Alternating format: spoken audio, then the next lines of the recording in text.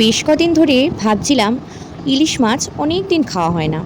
ভাবতে ভাবতেই দেখি দাদা আজকে বাজার ভরে ইলিশ মাছ নিয়ে এসেছে। তবে তবে এখন ইলিশ পাওয়া গেলেও বর্ষার ইলিশের যে স্বাদ, সেই স্বাদ কিন্তু এখন আর পাওয়া যাবে না। আজ রান্না করেছিলাম কালোজিরা ফোড়ন দিয়ে বেগুনের পাতলা ঝোল।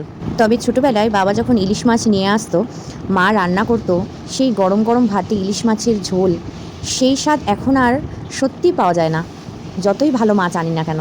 মাছগুলোকে ভালো করে ধুয়ে নিয়ে সর্ষের তেল গরম করে তার মধ্যে কালো জিরা ফোড়ন দিয়ে কিছুটা চিরা লঙ্কা দিয়ে ভালো করে ভেজে তার মধ্যে জিরের গুঁড়ো হলুদ গুঁড়ো আগে থেকে গুলে রেখেছিলাম সেটা দিয়ে কিছুক্ষণ নেড়ে নিয়ে জল দিয়ে দেবো। এরপর জল ভালো করে ফুটে উঠলে মাছগুলো দিয়ে তার সাথে বেগুনগুলো দিয়ে কিছুক্ষণ ঢাকা দিয়ে রেখে দেবো। ইলিশ মাছ রান্না করতে বেশি সময় লাগে না, এটা সবারই মোটামুটি জানা আছে।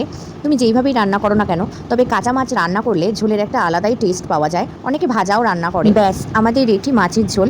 শেষে চিরা কাঁচা লঙ্কা একটু সর্ষের তেল দিয়ে নামালেই রেডি আমাদের বেগুন দিয়ে ইলিশ মাছের পাতলা ঝোল।